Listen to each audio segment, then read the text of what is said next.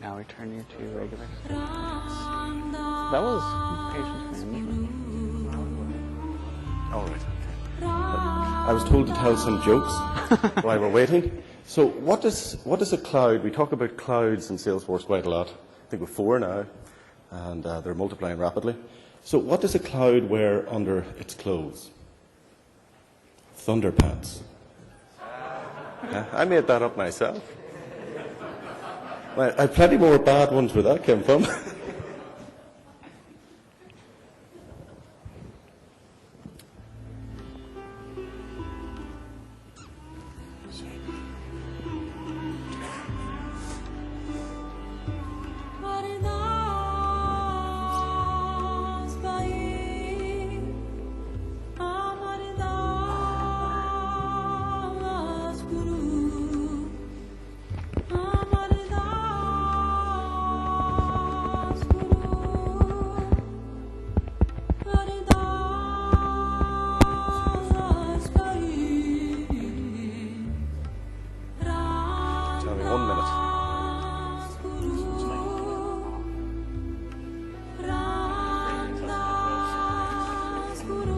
So, is it roughly 15 minutes each, or?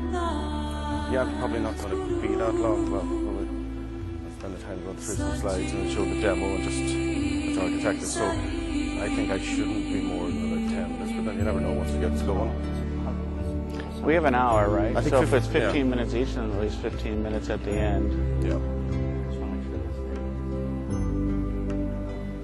Sometimes I get a little nervous. Well, I think everyone loves the sound of the voice. Had a lot of important things to say. Well, Americans are taught not to be shy. Don't be afraid to put your hand up. You know, that's school 101. I lived in Germany for 3.5 years. We had an American exec come in. How about it? We got to go on the internet. See what the presentation on technology. Any questions? We got to go for it. I question that. Okay. Question that. Questions. And then finally someone goes, oh, goodness, I'm sorry. I have a question about that. Right, I better go.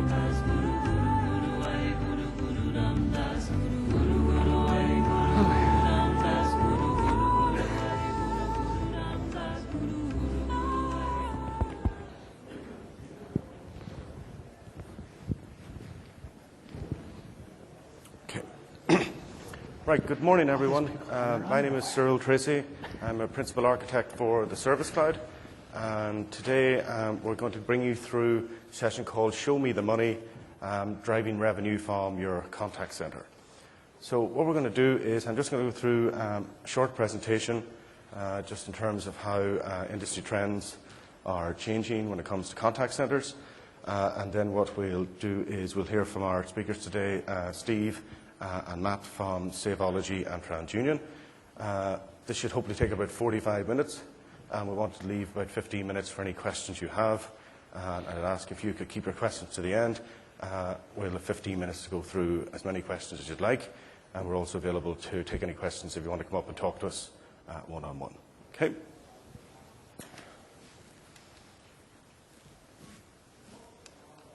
Okay, so this is our safe harbor statement. We're not going to be talking about any future technologies today, and I think Mark's covered this one quite confidently already. Okay, so today we're going to talk about why cross and upsell can actually increase customer satisfaction and customer loyalty. So everyone knows that you make more money selling to your install base than you do actually to new customers because they generally buy more products, any complementary products that you have. And that's why so many companies place an emphasis on cross and upselling to their existing customers.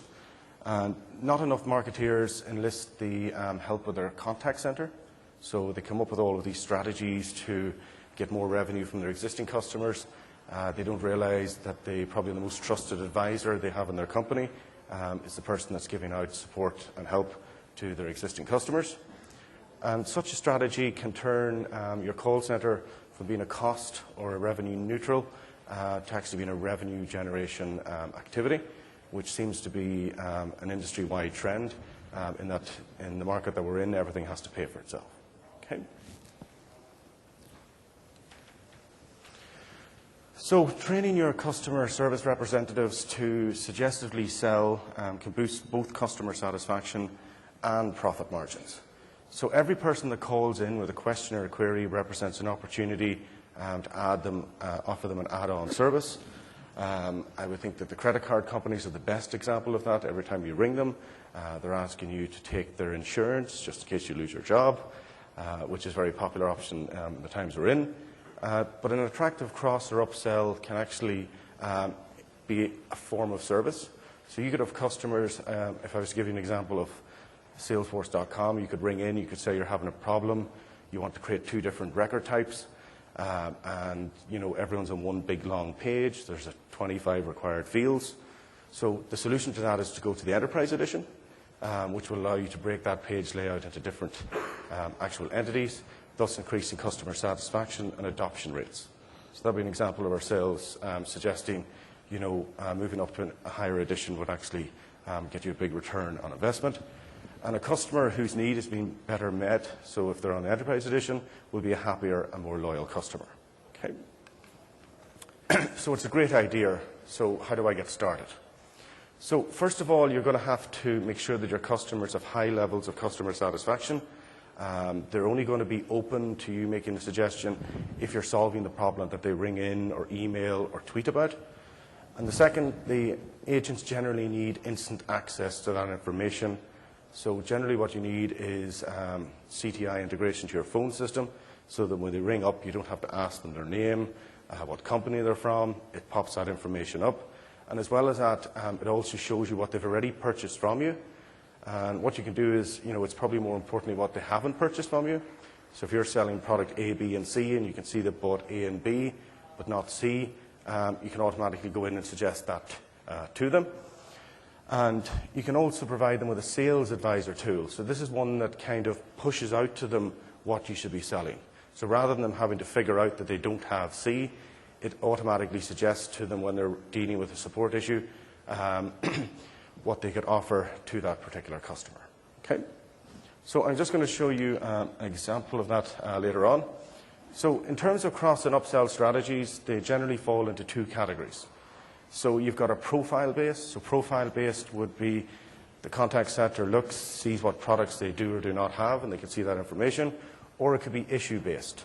So if someone rings in, they've got a problem with a machine that they have that's over 3 years old, what you can do is suggest an upgrade to a new version. Or if it's someone with a laptop issue, you could offer them an upgrade on their memory to resolve their slow boot time, for example. Okay. So what we're going to do now is give you a demo of a sales advisor tool. So I was recently made aware that in the Bay Area, so I wanted to get something relevant rather than something Irish that you wouldn't get, that we would talk about the compulsory composting bins that have been rolled out in the Bay Area. And I'm going to talk about how you could do that as a cross-sell. So if you already have a garbage or a trash, got that right? Yep. We call it rubbish. I don't know. Probably my presentation. So what we're going to do is talk about how you would do a cross-sell as well as retaining your existing garbage or trash collection from that customer. Okay?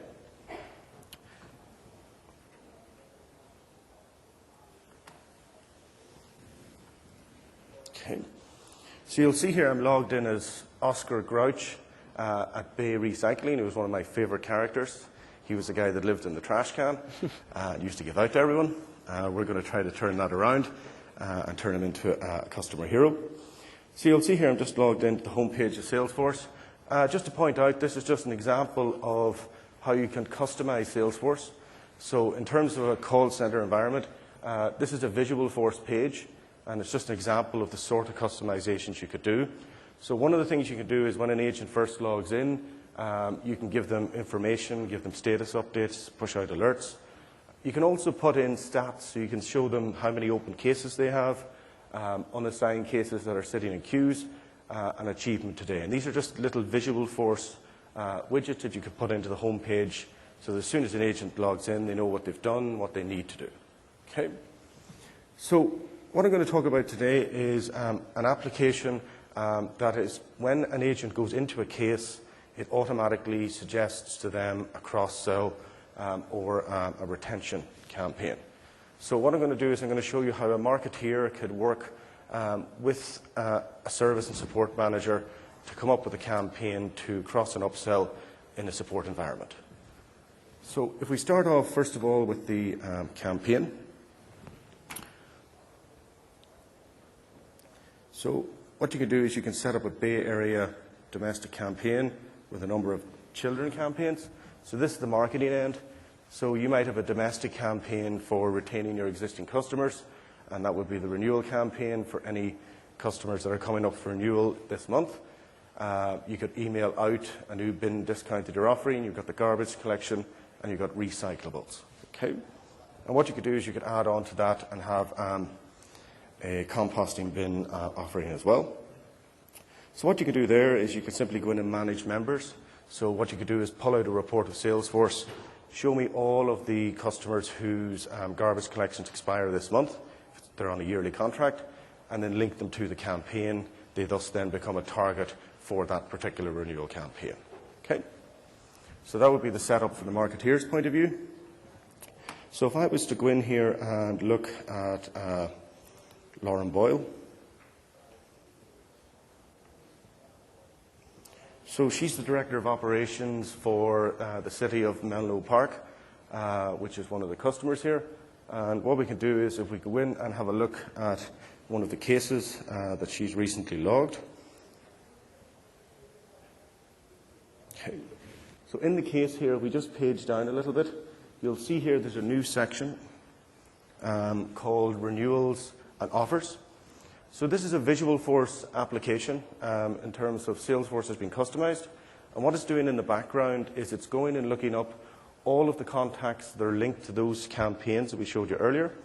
And it's given me an offer here, an offer that's been suggested.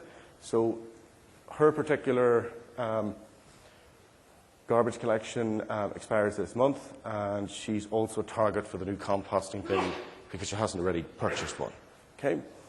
So what you can do here is just go in here and click on the upsell icon.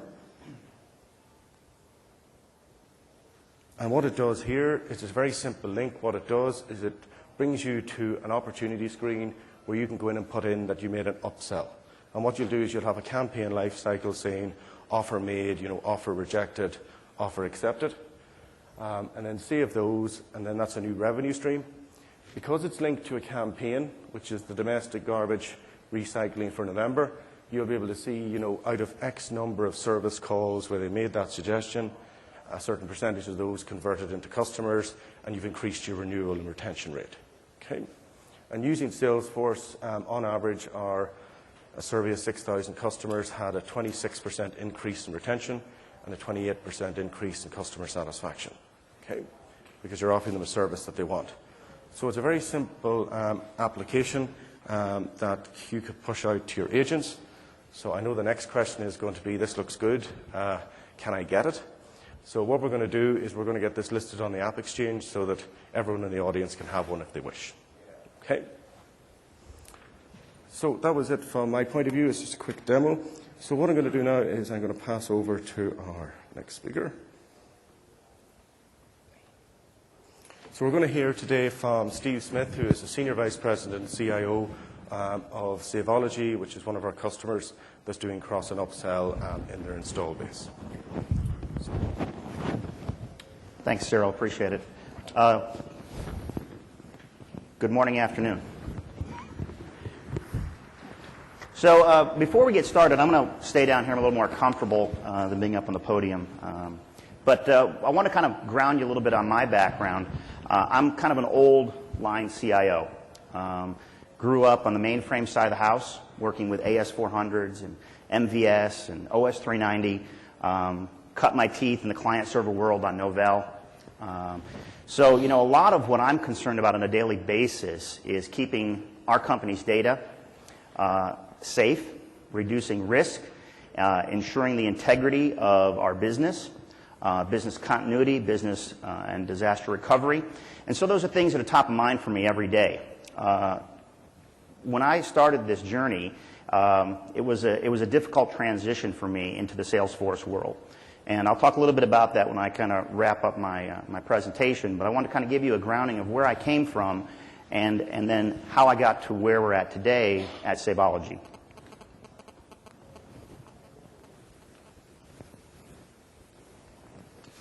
There we go.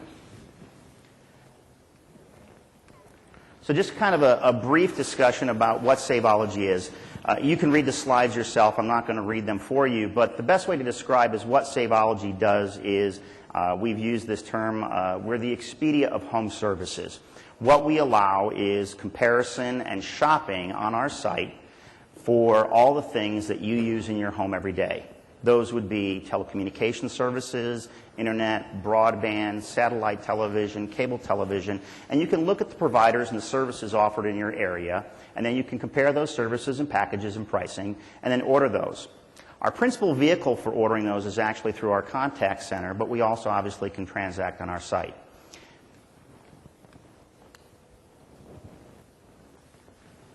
All right. I'm just going to put all these out here so you can kind of see them. Just a brief overview of the company itself. So the company was founded in 1997. Benny Aboud is our CEO, and he becomes a very important part of this conversation about our journey into the cloud, and I'll bring him up in a minute. But basically the company has evolved through several business models within the telecommunications industry to the point where Saveology.com itself was launched in the beginning of this year and took on our new persona of bringing all these various services together in this comparison and shopping portal. So if you look at how our revenue model works today, primarily we take all of the brands that you know and you love and you're trusting, and we bring those and we offer them up, and we go ahead and bring through marketing channels, either through our affiliates, SEO, pay-per-click, direct mail, or other marketing tactics, and we drive them either through our contact center or through our online shopping portals. And we monetize those customers and those activities. And much like in the airline business, we have a revenue share model that works with our suppliers. So they compensate us based upon a model where we move their product for them.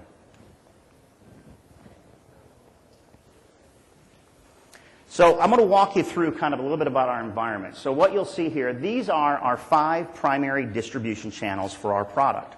So what you see is they're the core platform. So we either sell things through our contact centers, through our affiliates, through our branded sites with our partners. So we actually operate over 50 internal and external websites. And then we actually have our own distribution channel through Saveology.com. And then we have an affiliate network, which you can see there, which brings both of those online and offline models together. So what you'll see is the consumer can come in through either one of those mechanisms or through the blended model. All that data is pulled out of those transactional sites, that call center, and put into our database and our repository. The part to understand about this is we've actually made a conscious decision as a company to move all of our business into the cloud. So absolutely everything that we do is run on a cloud-based solution, with the exception of our front-end websites. So Salesforce actually becomes the transactional and point-of-sale tool for everything that happens in our environment. So regardless of where we sell any product, it gets captured in the cloud, and Salesforce is the mechanism by which we capture it. So if you really look at what we do specifically, you'll see that the cloud becomes a very integral portion of what we do. Every transaction's out there, and then what we've done internally is actually create our own internal services cloud.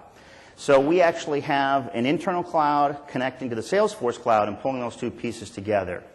Now I'll also talk about some of the external pieces. So this is a high-level topology of what we do today. So if you look on the right-hand side of the slide, those represent all of the cloud-based solutions that we use today in our environment. So you'll see some of the vendors here: Strike Iron, Informavores, InContact. So literally, our premise infrastructure is nothing more than network topology, VoIP, and then we have front-end servers that are running .NET. Everything else is transacting in the cloud. So I have no PBX, I have no contact center, telephony infrastructure. Everything is cloud-based and everything runs out there in the cloud. Now, what it poses for us is significant challenges in the environment, because what my IT team has become is really a cloud integration team. We spend a lot of time managing the services layer. So if you look at the vast array of all of those services, even our exchange is hosted. So we use rack space for that. So we really don't run anything internally if we can help it. So we have a very complex services layer, a web services tier, that we actually spend most of our development time working on and plugging and integrating most of the service providers that we have. So as you can see, we actually run 6 contact centers. We have a development center in Dallas, and then we have our headquarters in Fort Lauderdale, Florida, and then we have a secondary facility in New Jersey.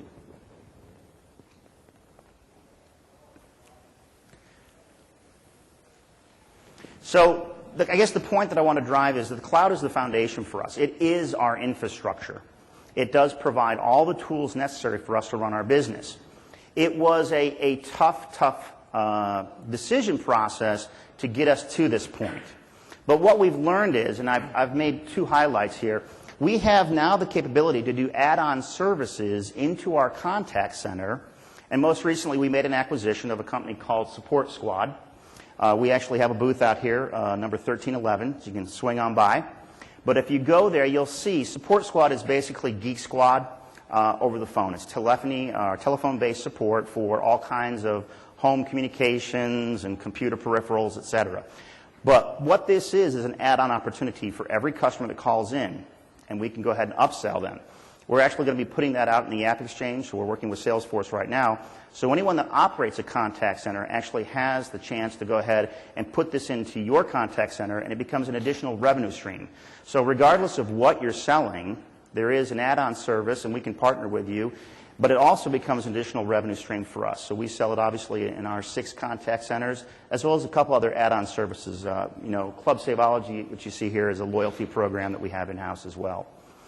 The interesting point about this, and what we now have as a capability because of Salesforce, is we can move these services seamlessly around. We can move them around in the customer flow.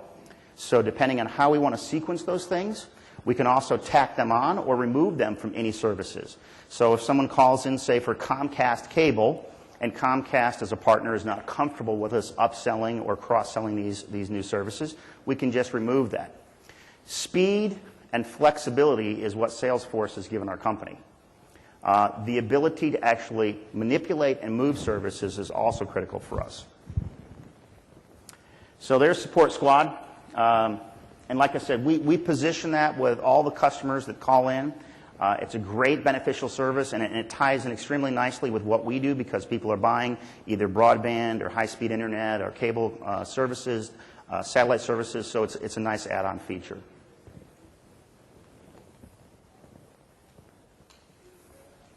So like I talked about, the key differentiator for us is speed to market, scalability, and innovation. And really that's what Salesforce has given us.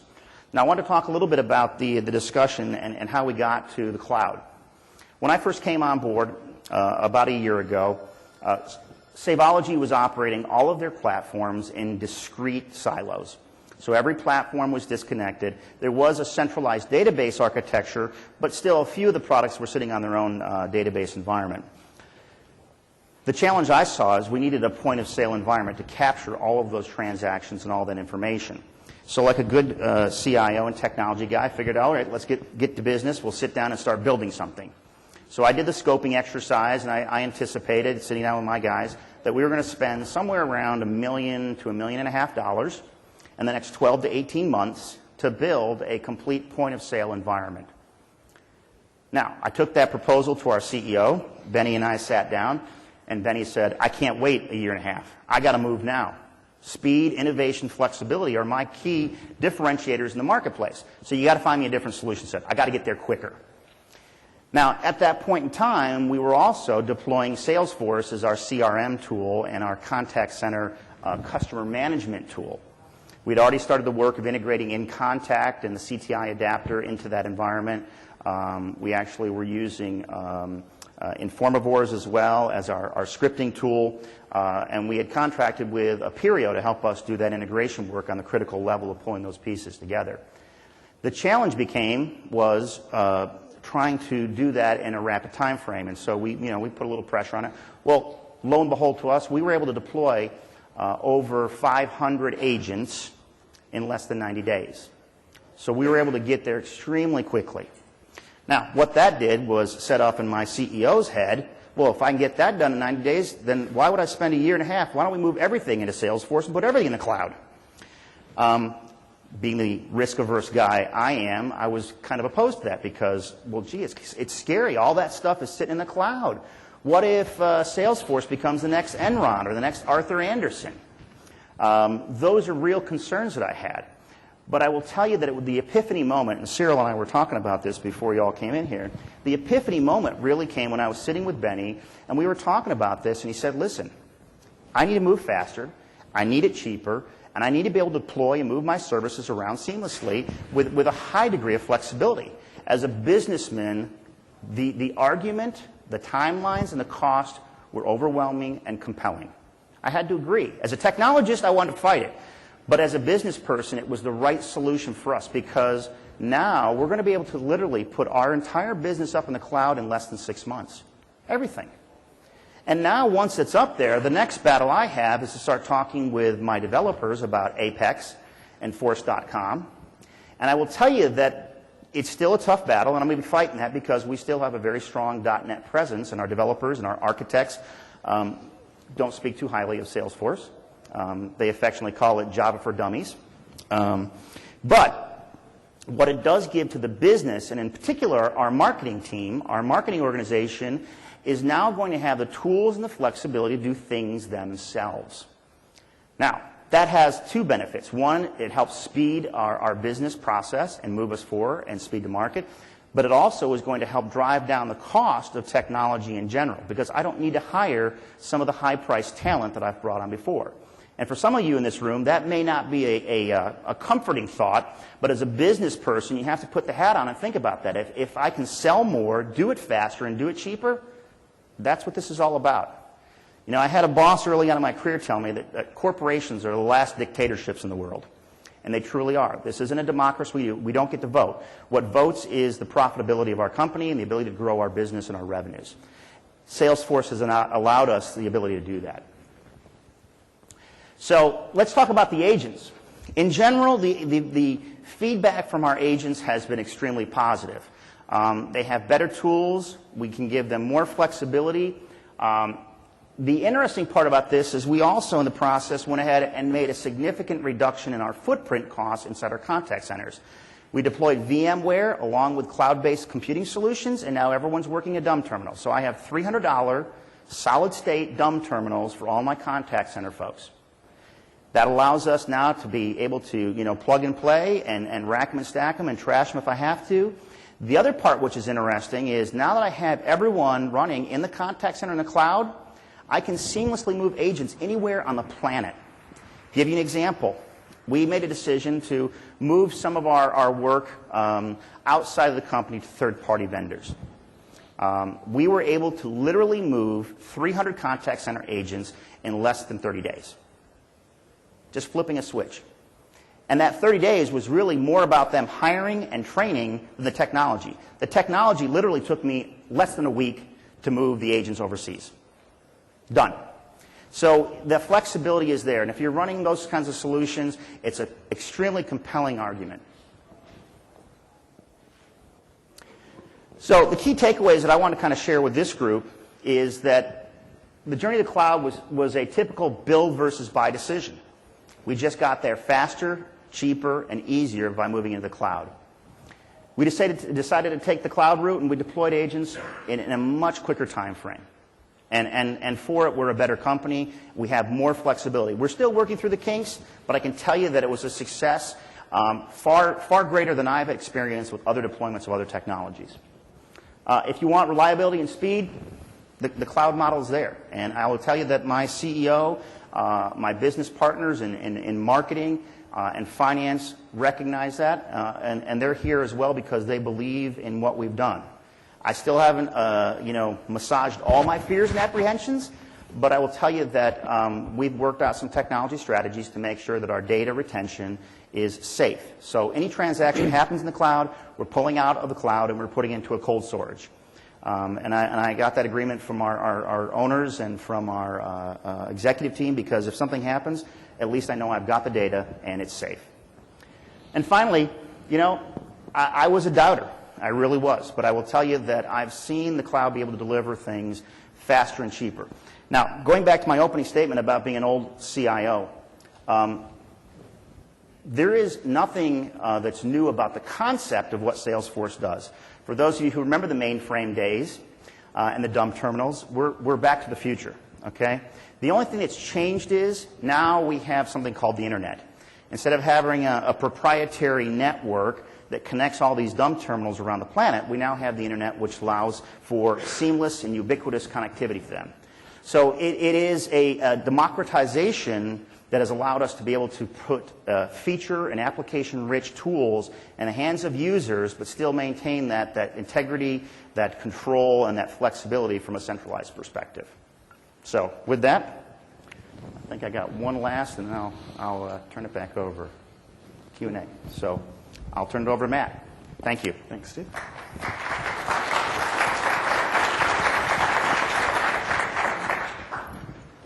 Hello, everybody. Matt Hagee, TransUnion. Hopefully you've heard of TransUnion. Global leader, consumer credit, one of the big three credit bureaus. I cannot improve your credit score, but if you ask me enough, I'll find a way to make it lower. That's a joke. We primarily use Salesforce in a B2B environment. We don't focus on the consumer side. I'll just kind of talk about some of the stuff that we've done in the past to get where we are today. We've got several different groups within our organization that use contact centers, supporting different lines of business, and so their needs are different. So we have the flexibility to support different types of calls and be able to service different issues, or as Cyril talked about. And we do have a service and sales hybrid model where inbound calls often result in other cross-sell opportunities. So knowing which products the customer has purchased in the past is always important. So prior to Salesforce, we were very siloed. I think as many people previously probably have experienced. Very complex call issues based on customer needs. Our online registration site for new customers of ours was not ideal and was developed internally and very limited in terms of what we could expand based on developers that had built that before no longer being around, and just needed some improvements in our business processes and automation. So we've done a couple different things I can talk through. So CTI integration, obviously a big thing for us that has helped just reducing that inbound call time. Email to case is some stuff that we've done as well, that rather than having people monitoring email boxes, we automatically create case and respond to those. The Outlook integration has been a huge help for us. Looking forward to some of the new enhancements saw this week, because I'm sure that is also going to be some improvements in our sales team and just communication and documentation. Again, Salesforce role profile sharing configuration allows us to make sure that the right people see the right information and have the permission to do those sorts of things. Really the key piece on decision making, and again, for anybody that wants to improve, again, driving, making it, show me the money.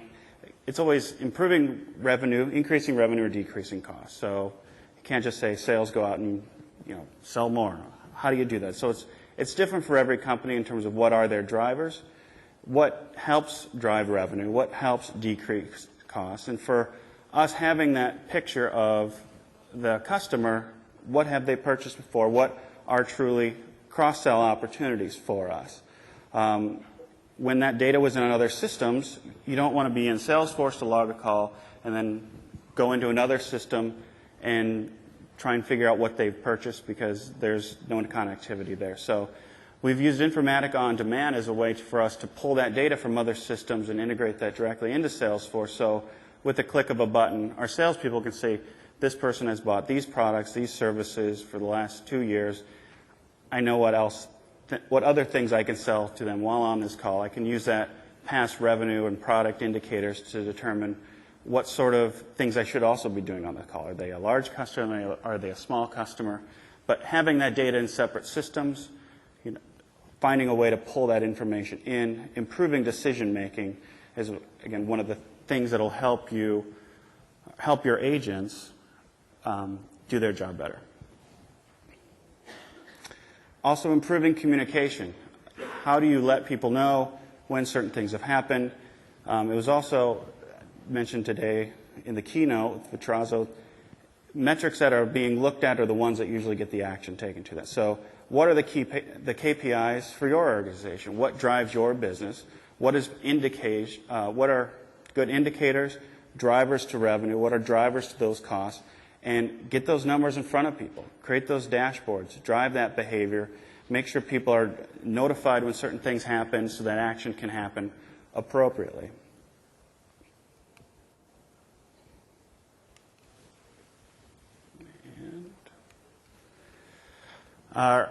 Improving customer satisfaction. I talked about our existing sign-up process was very lengthy and time-consuming.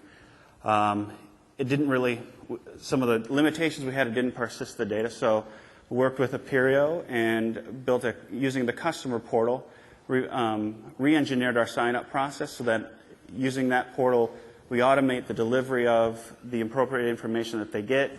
Based on that customer's profile, we determine what documents they need to provide to us. So if you're in this area, if you're in this vertical, you need to have these documents, you need to provide these things.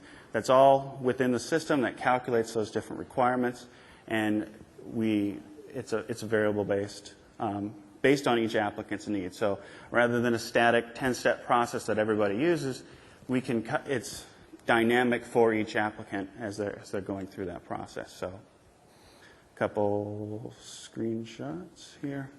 So this is just our Visualforce page that we're overlaying on our customer portal. You can see we have the customization at the top. It's personalized to each applicant as they come in. The multi-page wizard on the side.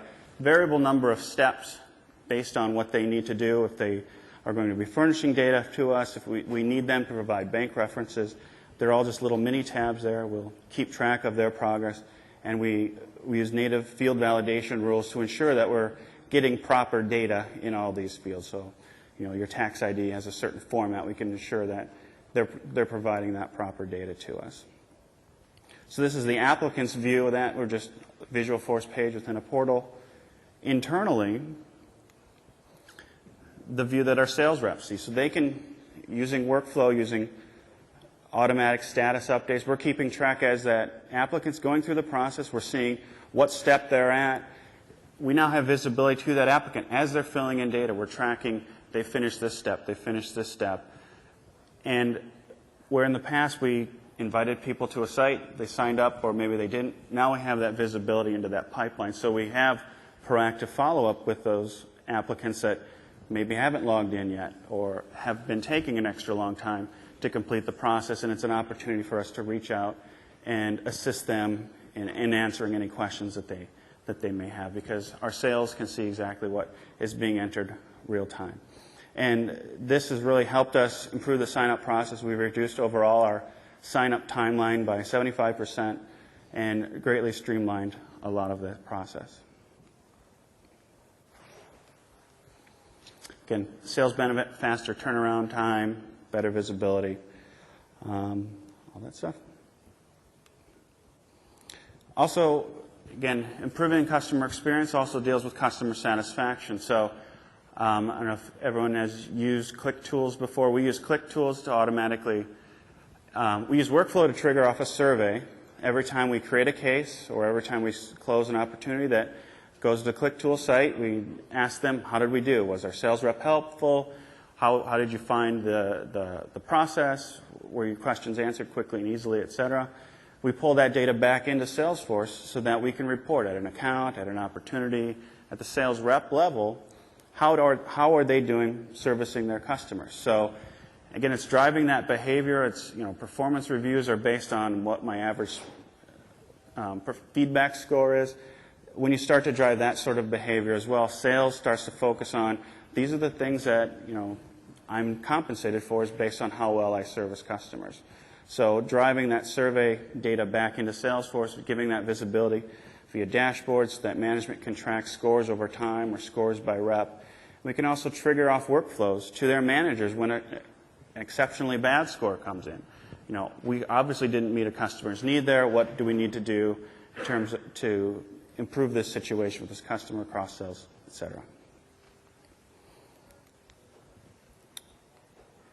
And so what's next for us? Again, it's always a process of identifying where are those discrepancies, where are the big drivers to, whether it's from a cost perspective or improving revenue, what will help us close that gap.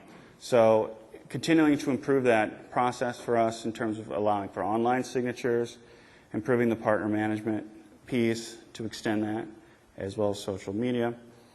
Key takeaways, I would say, is, again, building the business case for any sort of enhancements that you do. How much value do you get from reducing your call time from 5 minutes to 4:58? If it's a 2-second improvement, what's that value? But if it's cutting that call time in half, obviously, what are the things that need you to get there and drive that improvement in the business? So define, optimize, automate as much of the process as possible. Again, cut down on waste in that process. Experienced system integration partner, Aperio, was a great resource for us and bring a lot of those ideas from other partners as well.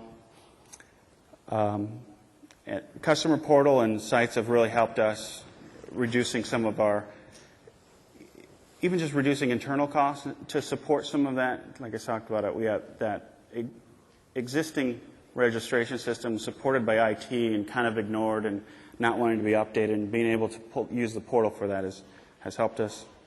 And then joining the conversation, determine how that fits into your business. It's going to be different for everybody in terms of like the Twitter and the Facebook integrations. I'm excited by some of the chatter stuff because I know for us, we always focus on, and one of my takeaways for hoping to accomplish for this was, how can I allow my managers or supervisors to see what their team is doing? So that is going to be a game changer for us as well.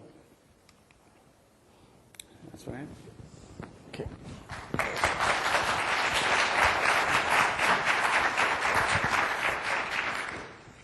Okay, folks, so we're going to open this up to a Q&A. So who's going to be brave and ask the first question?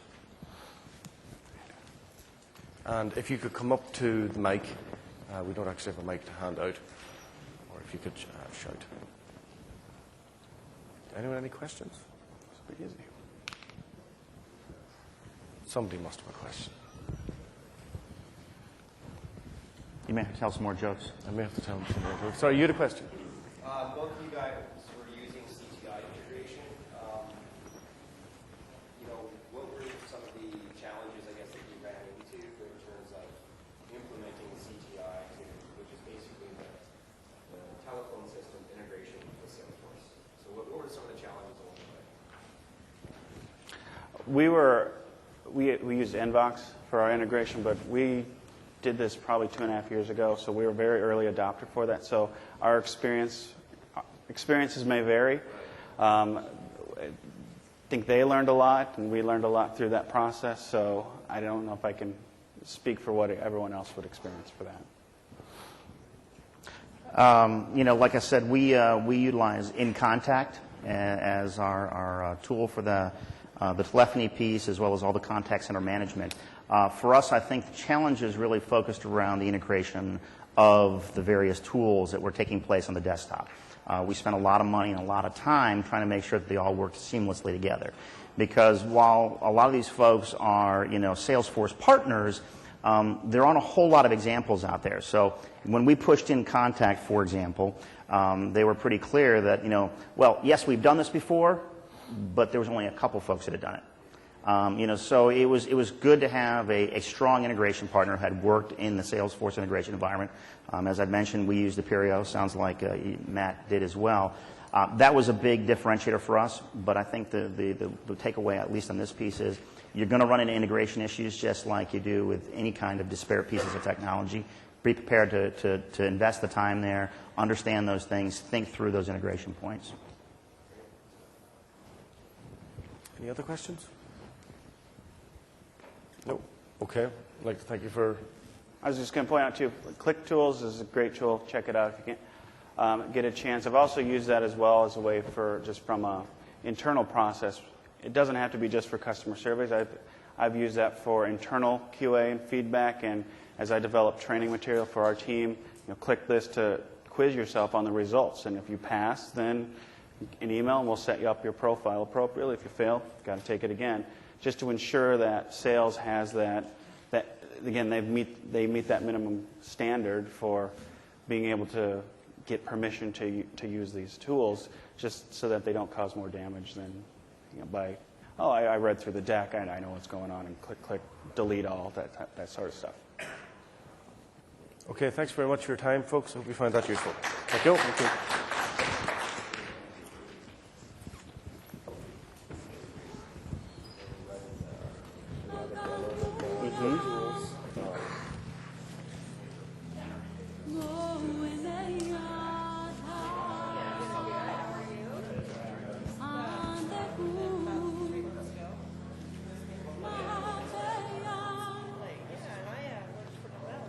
Oh, did you? Yeah, after 13 years managing their knowledge bases, that's what Yeah. Good for you.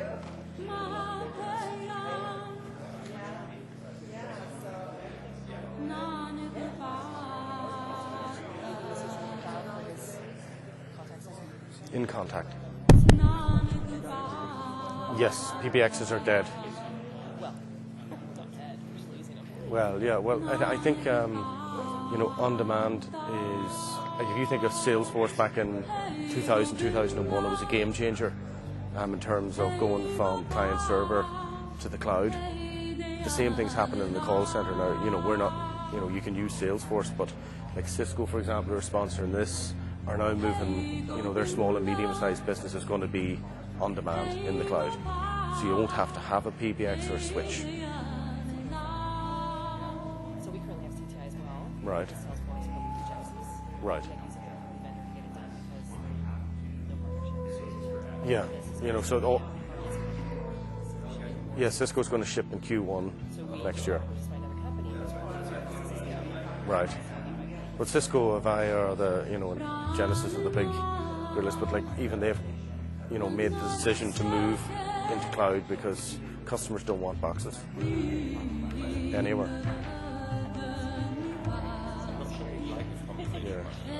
Well, I'll give you an example. We did our own internal deployment using LiveOps, another partner, to 400 agents in 11 locations in 9 languages, and it was done in 60 days.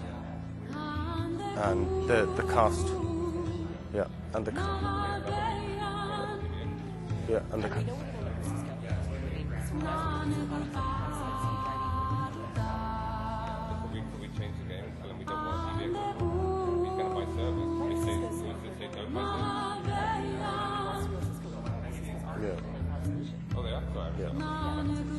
and it's CapEx versus OpEx. Like, you don't have to sink $2 million, and take that hit. You can amortize over time. So it suits companies in terms of an operating expense.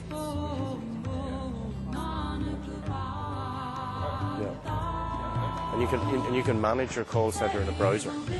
So if you see calls coming in, you can react instantaneously because you have live stats. So you can see a certain queue, there's a 7-minute wait. Yeah. But you just drag and you've moved an agent, and that agent could be in India, Mexico, Canada, Tunisia, wherever you want them to be. Yeah. And then using that, let's just say you had a product launch and you're expecting a big spike, right? So twice the call volume you normally have, that'll double your hold time. What you could do is, with LiveOps, if 25,000 agents that work at home, You could rent them on an hourly basis. You do your product launch, double the size of your call center for 2 weeks, and then shrink it again. So it makes the whole thing elastic. So then you're not limited to the number of agents you employ. You can use these at-home agents as well for any spikes that you have. So in terms, it is a real game changer in terms of how you can react to customer calls coming in and handle those and make sure your call times are short.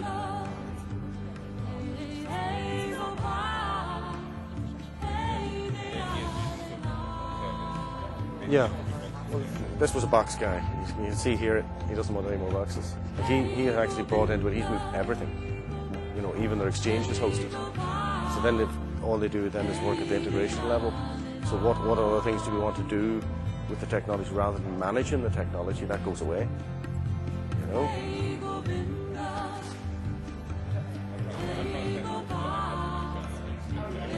Right.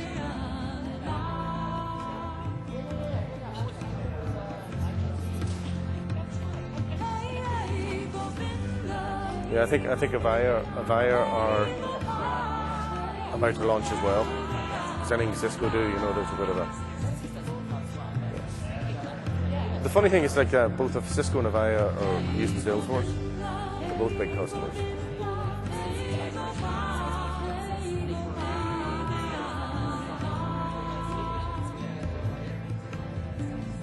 There's a few, Jill.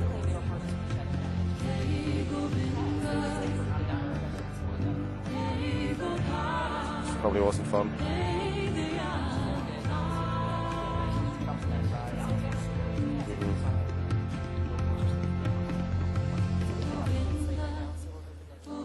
Well, that's a great opportunity because most people are stuck with the legacy PBX or switch to the bot. But there does seem to be a lot of them coming to end of life, so they last about 10 years. So I think a lot of people are looking at what are the options out there.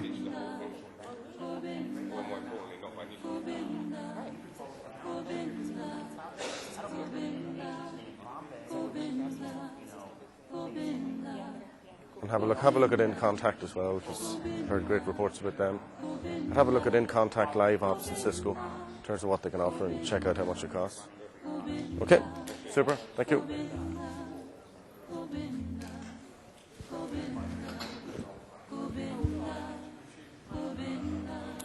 Can I not keep this? It's not a keeper?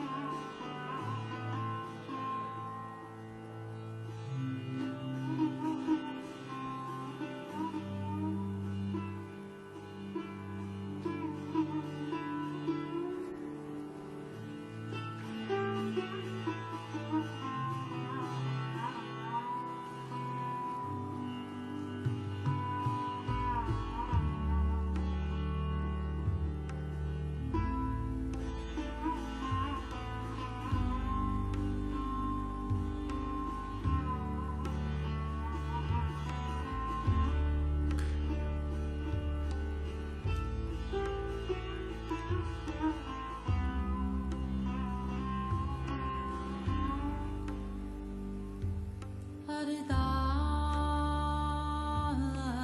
Pai, Amardas Guru, Amardas Guru, Ardas Pai.